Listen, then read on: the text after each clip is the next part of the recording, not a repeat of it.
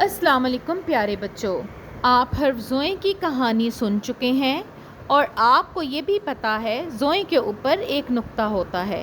اس کے علاوہ آپ کو زوئیں سے بننے والے الفاظ ظروف اور ظریف کا بھی پتہ ہے۔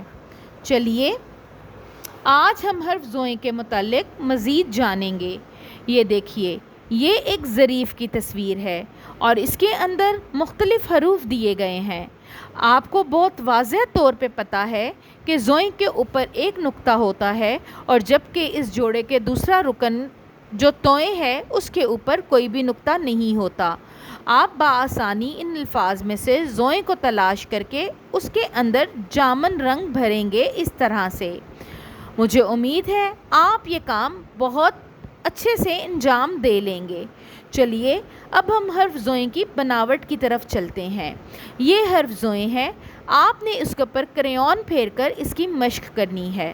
آپ نے یاد رکھنا ہے حرف زوئیں بناوٹ کے لحاظ سے بالکل حرف توئیں کی طرح ہوتا ہے اور اس کے اوپر ایک نقطہ ہوتا ہے اس طرح سے، اور حرف توئیں کی طرح حرف زوئیں بھی ایک فلکی حرف ہے کہ یہ اوپر کی لائنوں میں اس طرح سے لکھا جاتا ہے۔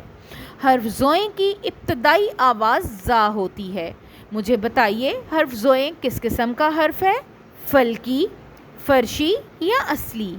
شاباش پیارے بچوں، یہ ایک فلکی حرف ہے کیونکہ یہ اس طریقے سے لائن کے اوپر لکھا جاتا ہے۔ شاباش پیارے بچوں، آپ حرف زوئیں لکھنے کی مشق کرتے رہیں۔ اگلے سبق میں ملاقات ہوگی، تب تک کے لیے اللہ حافظ۔